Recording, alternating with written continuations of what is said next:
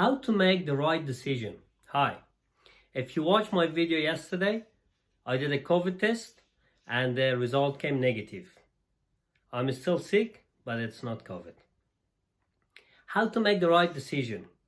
You should always go inward and make a decision with your heart and soul. With your brain, you can see the numbers, you can see the map, you can see the contracts. But to make the right decision, you should go inward.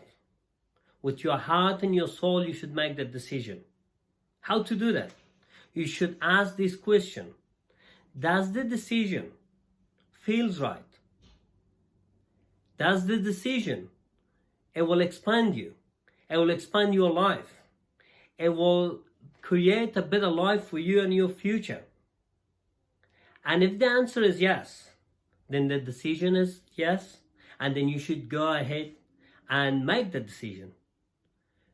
But it will be hard. You will be terrified.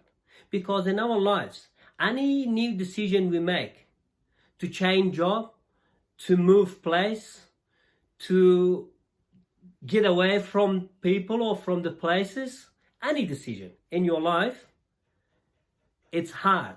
It terrifies you. But if it feels right inside you, with your heart and your soul, that is the right decision.